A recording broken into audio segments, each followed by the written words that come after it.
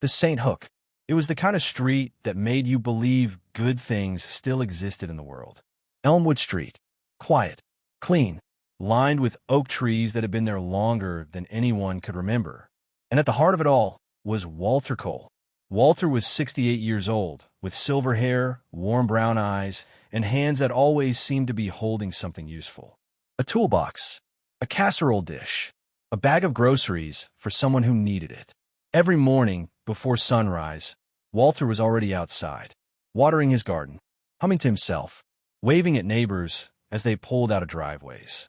People on Elmwood Street did not just like Walter Cole. They loved him.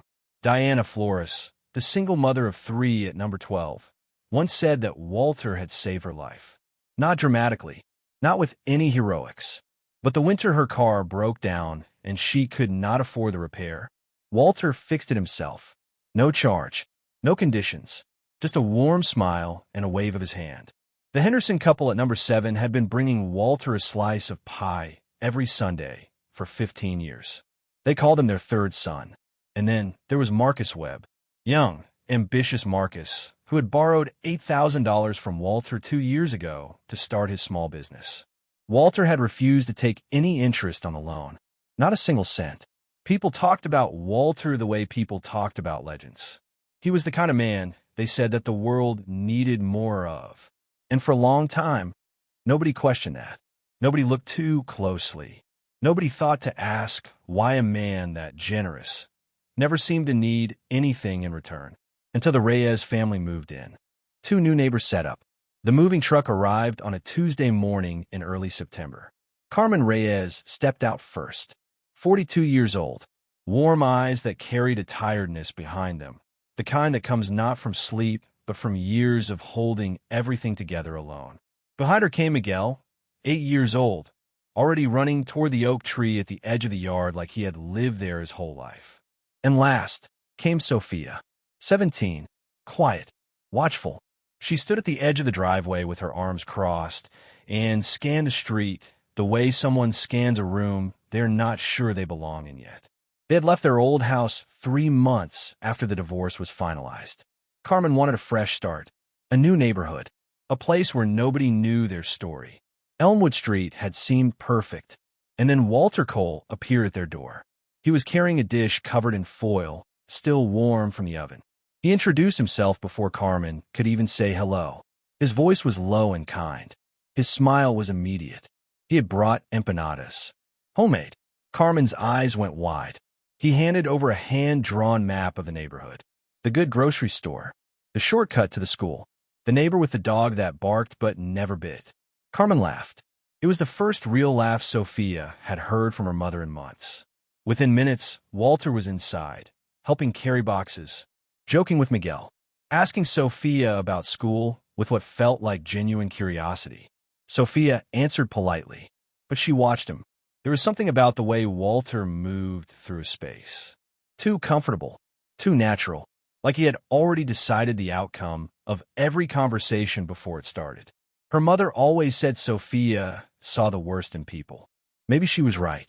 But as Walter set down a heavy box and turned to Carmen with that wide, practiced smile, Sophia felt something she could not quite name settle in her stomach. Something that told her to pay attention. The first gift, first clue. Within 3 days, Walter had already woven himself into the Reyes family's life. He had helped Carmen with her grocery bags twice. He had spent an entire afternoon teaching Miguel to ride a bike on the sidewalk outside, patient and encouraging in a way that made Carmen stand at the window and smile. And he had told Sophia about a scholarship program, a community arts grant, he called it, for talented young people. He said he sat on the committee and would be happy to put her name forward. Sophia had said thank you. She had not said yes. On the 4th day, Walter came by to return a dish Carmen had sent over. He stayed for coffee. They talked for an hour. When he left, his jacket caught on the edge of the doorframe, and something fell from his coat pocket. A notebook.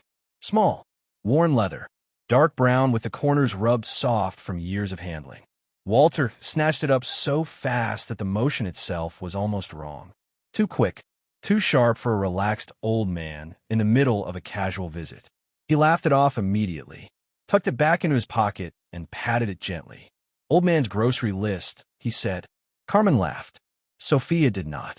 She sat across the room, her coffee cup still in her hands, and she kept her eyes on that pocket for the rest of the visit. When Walter finally left, Carmen started clearing the cups from the table, still smiling. Sophia stared at the door. A grocery list. A man as organized and intentional as Walter Cole, carrying a worn leather notebook with the reflexes of someone protecting something valuable. She opened her own journal that night and wrote one sentence at the top of a fresh page. It wasn't a notebook. Cracks in the gold tension build. Sophia started watching differently now. Not obviously. Not in any way that anyone would notice. She was still quiet Sophia, still the new girl who kept to herself and answered politely when spoken to. But her eyes were always moving. The first thing she noticed was Diana. It was early on a Wednesday morning. Sophia was leaving for school. She saw Diana crossing the street toward Walter's house, clutching a white envelope in both hands. The kind of grip that says whatever is inside matters. Walter opened the door before Diana even knocked. Like he was expecting her. Diana handed over the envelope without speaking. Walter took it without looking inside. He patted her hand once, said something Sophia could not hear, and Diana turned and walked back home with her head slightly down. Not relieved, not grateful, just done. The second thing happened at the neighborhood barbecue that weekend. Marcus Webb was there. Successful, cheerful Marcus, who everyone said was doing so well with his business. Sophia watched him for an hour. He laughed. He shook hands. He refilled his plate. But every time Walter was nearby, Marcus found something else to look at. And then Walter walked over and leaned in close and said something quiet into Marcus's ear. Marcus nodded slowly, said he would take care of it, and spent the rest of the evening looking like a man who had just been reminded of something he would rather forget. The third thing was the Hendersons. Someone mentioned Walter's name near them at the picnic table, and both of them went still. Mr. Henderson changed the subject. Mrs. Henderson looked at her plate. Sophia leaned across to the girl sitting next to her. How long has Walter lived here? She asked. The girl thought about it. Forever, she said. Since before I was born. Has anyone ever said no to him? Sophia asked. The girl opened her mouth, then closed it. Then slowly, quietly, she shook her head. The archive investigation. Sophia went to the library on Saturday morning. She told her mother she was working on a school project, which was not entirely untrue. She sat at the archive terminal for 2 hours, searching through old local newspaper records and digitized community bulletins. What she found at first only confirmed what everyone already believed. A 2009 article about Marcus Webb crediting Walter Cole with saving his fledgling business. A 2014 piece about Diana Flores organizing a community center fundraiser with Walter's support. A 2017 letter to the editor from 3 different residents praising Walter as the backbone of Elmwood Street. Everything was positive, glowing even, like a trail someone had carefully arranged to be found. Sophia leaned back and thought about that. Then she searched differently. She searched for complaints, disputes, anything that pushed back against the image. She almost missed it. A small classified notice from 2006. Just a few lines. Varied between a lost pet notice and a garage sale listing. Property dispute. Elmwood Street resident files formal complaint against W. Cole. Case subsequently dismissed. The name of the complainant was Robert Henderson. Sophia stared at that name for a long time. Then she printed the page, folded it carefully, and put it in her jacket pocket. She had one more stop to make. The Henderson Truth Reveal. Sophia baked cookies. She was not a natural baker, but she followed the recipe carefully, and the result was decent enough. She carried them across to the Henderson house on Sunday afternoon.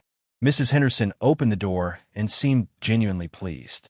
She brought Sophia inside, put on tea, asked about school and the new house and how Carmen was settling in. Sophia answered each question with patience. She was in no hurry. After 20 minutes, she set her tea down gently and asked, as casually as she could manage, about the property dispute in 2006. The room changed. Mrs. Henderson's hands went still around her mug. She glanced toward the hallway, toward the sound of her husband's television, as if checking that he could not hear. Then she spoke in a voice just above a whisper. Robert had borrowed $3,000 from Walter in 2003, she said, just to fix the roof. Nothing dramatic. Walter had told them to take their time. No rush. No pressure. 3 years passed. Then Walter needed the city to approve an extension on his property line. He needed Robert's signature on a waiver, a legal document saying the extension would not affect the neighboring lot, but it would have affected them. It would have blocked their back garden from the afternoon sun. Robert refused to sign. Mrs. Henderson paused, took a slow sip of tea. Then Walter sat down with Robert one evening, she said, and he went through everything. The $3,000. The time he had vouched for their son's job application at the warehouse. The Christmas he had quietly paid their heating bill when Robert was between work. The meals, the favors, the little kindnesses going back years. Every single one, she said, laid out like a list. Come as you like. Sophia did not move. Robert signed the waiver, Mrs. Henderson said, and the money was never mentioned again. It just disappeared, like an invoice that had been settled. She looked out the window. He was always kind about it, she said softly. That was the worst part. He never raised his voice. He never threatened anyone. He just reminded you of everything he had done. And somehow, that was enough. Sophia sat very still for a moment. Then she picked up her jacket and thanked Mrs. Henderson for the tea. Walking home, she turned the pieces over slowly in her mind, fitting them together one by one. Walter Cole did not give gifts. He made investments, and he always collected. The notebook, major reveal. Walter's jacket had been hanging on their coat rack for 2 days. He had left it during dinner earlier in the week. Carmen had meant to return it, but kept forgetting. She finally asked Sophia to drop it over to him. Sophia took the jacket from the hook. She stood alone in the hallway. She reached into the left pocket. Nothing. A spare button and a folded receipt. She reached into the right pocket. Her fingers found the notebook. She stood completely still for a moment, listening. Miguel was watching television in the other room. Carmen was in the kitchen. The house was quiet and ordinary around her. She opened the notebook. The first page had a name at the top. Diana Flores. Number 12. Below the name was a column headed given. Every entry had a date, a description, an estimated value. The car repair in February 2019. $340 in parts, labor included. 2 bags of school supplies left anonymously on the porch. Babysitting arranged through a third party during Diana's job interview. Below that column was another one. Received. A signature on a zoning petition. A referral to Diana's employer that ensured Walter's cousin got a cleaning contract. A letter of recommendation written to the church board supporting Walter's nomination to the Community Fund Committee. Sophia turned the pages slowly. Marcus Webb. $8,000 loan. Business mentorship. Introduction to a city councilor at a dinner Walter had hosted. Received. First right of refusal on all catering contracts for Walter's nephew's events company. Access to Marcus's commercial van during the months of March and August. Silence on a planning application Marcus had initially planned to oppose. Page after page. 12 names in total. 12 people on Elmwood Street. And then she turned to the final page. At the top, in Walter's careful handwriting, were 2 words. Reyes family. The given column had already started. Empanadas, welcome gift, September 3rd. Groceries assisted, September 5th. Bike lesson, Miguel, September 6th. Scholarship referral, Sophia, September 7th. Pending acceptance. The received column was empty.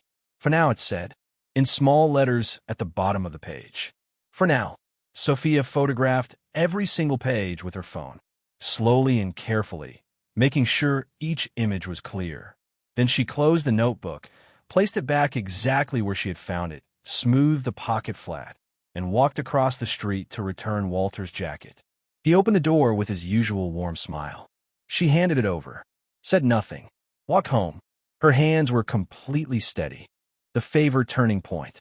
Carmen came home that Thursday, buzzing with excitement. She had found a restaurant space. Small, affordable, in a good location. The lease was reasonable. The kitchen was already fitted. It was exactly what she had been dreaming about for 3 years. There was only one problem. Her credit history was still rebuilding after the divorce. The landlord wanted a co-signer on the lease. someone with established credit and standing in the community.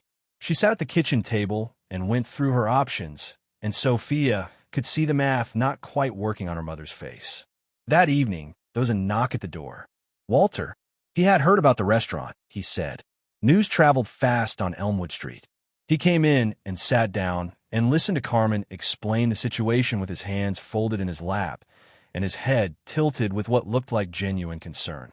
Then he smiled. He knew someone at the bank, he said. A personal contact. He could make one phone call, and the cosigner requirement would most likely disappear entirely. Carmen's face lit up. She reached across the table and squeezed his hand. Walter held up a gentle palm, as if embarrassed by the gratitude. The only thing he would ask, he said, was something very small. His nephew had recently started a catering business. A good young man, working hard, trying to build something. If Carmen's restaurant were ever to need an outside caterer for events, it would be wonderful if she could give a nephew first preference. Nothing contractual, just a neighborly arrangement. Carmen said of course, without hesitation. Why wouldn't she? Walter smiled and said he would make the call first thing in the morning. From a staircase, Sophia watched the whole exchange. She had not moved since Walter sat down. She stood with one hand on the railing and her eyes on Walter's face. At some point he glanced up, just for a moment. Their eyes met, and Walter's smile stayed exactly in place. But something behind it went very, very still. Sophia moves counterattack. Sophia did not confront Walter that night. She thought about it, but she understood, in a way that felt older than her 17 years, that a direct confrontation was exactly what someone like Walter would be prepared for. He had an answer for everything. He had spent decades building a version of himself that was airtight. So she did not go to him. She went to the others instead. On Friday afternoon, she knocked on Marcus Webb's door. She asked if she could come in. She sat across from him at his kitchen table and opened her phone and placed it in front of him without a word. The screen showed a clear photograph of his page in Walter's notebook. Every entry, every favor given, and every favor received. Marcus stared at it for a long time. Then he sat back in his chair and let out a long, slow breath, the kind that had been held for years. He did not say, "I can explain." He did not say, "You have misunderstood." He said, quietly, "How did you find this?" Sophia just looked at him. Then she said she needed a written statement. Not an accusation, not a legal complaint, just the truth, in his own words, about how the loans and favors had worked over the years. Marcus nodded slowly. His hands were very still on the table. The next afternoon, Sophia sat with Diana Flores in her small living room. Miguel was playing with Diana's youngest in the garden outside. The two women could hear them laughing through the window. Diana looked at the photograph on Sophia's phone and covered her mouth with one hand. Then she cried, not sadly, the way people cry when something heavy has finally been given a name. She signed a statement that same afternoon. On Sunday, Sophia went back to the Hendersons. Mrs. Henderson had clearly been expecting her. She already had a handwritten account prepared, 3 pages in careful blue ink, covering the property dispute and everything surrounding it. Sophia gathered everything together. She found the contact information for the city's community board. Walter had sat on that board for 11 years. She submitted a formal request for a conduct review. Not a criminal complaint, just a documented pattern. Dated, named, evidenced.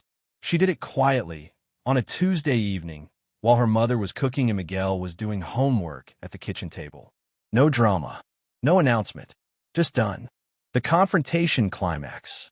Sophia knocked on Walter's door on a Wednesday morning. He opened it immediately, as he always did, as if he had been expecting whoever was on the other side. He invited her in, offered tea, asked about school, asked whether Carmen had heard back about the restaurant yet.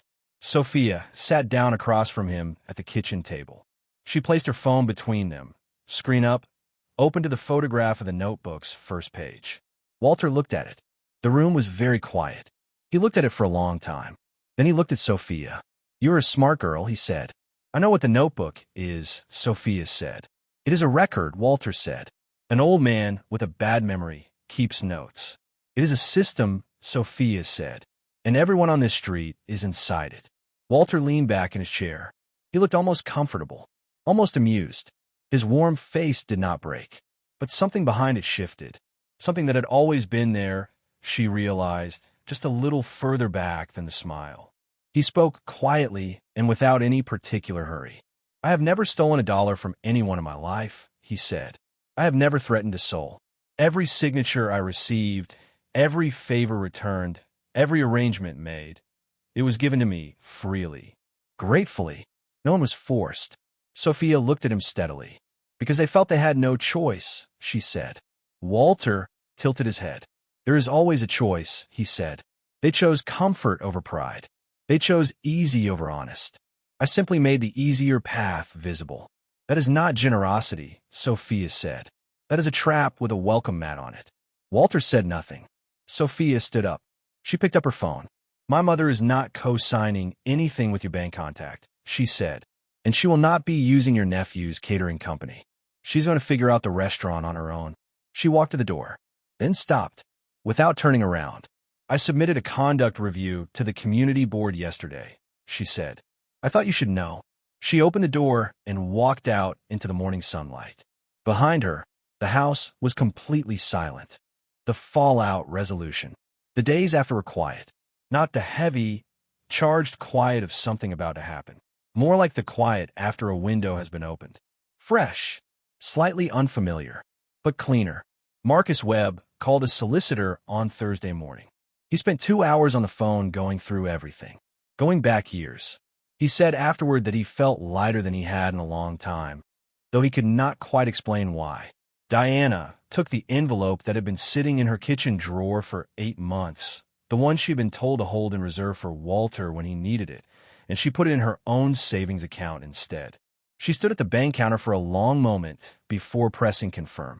Then she pressed it. The Henderson couple were seen sitting on their front porch for the first time in years on Saturday afternoon. Just the two of them, holding hands, talking, like people who had put something down and were figuring out what their hands were for now. Carmen found a way forward on the restaurant lease. A local credit union offered a small business guarantee scheme she had not known existed. A woman at the community center mentioned it in passing. Carmen applied the same evening. She did not need a co-signer. She called Sophia into the kitchen that evening to tell her. Sophia smiled, said that was wonderful, said she always knew her mom would figure it out.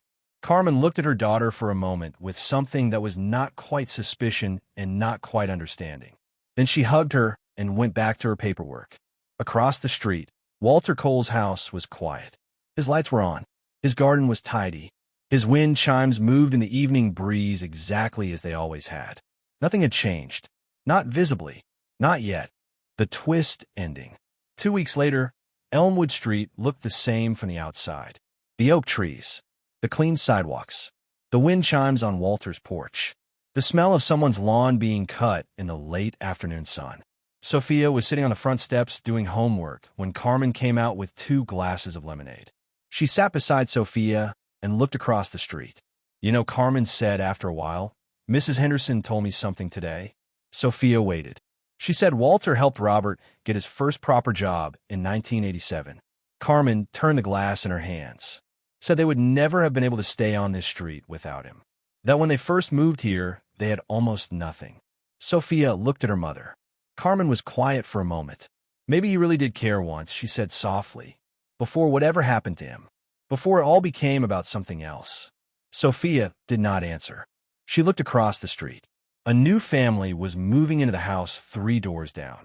The house had been empty for most of September. A removal van was parked outside. Boxes were being carried in. 2 small children chased each other around the front garden. And Walter Cole was already there. He was carrying a box toward the front door, laughing at something the father had said. His shoulders were relaxed. His movements were easy. His smile was wide and warm and immediate. From across the street, he glanced over. He saw Sophia watching. He smiled at her. She did not smile back. She watched him disappear through the new family's front door, a box in his arms and his coat pocket just slightly full. In the corner of that pocket, dark brown and worn soft at the edges, the corner of a small leather notebook was visible. The door closed behind him. Sophia looked down at her homework. The street was quiet. The wind chimes moved. And somewhere inside that house, On a fresh, clean page with a new family's name at the top, a list had already begun.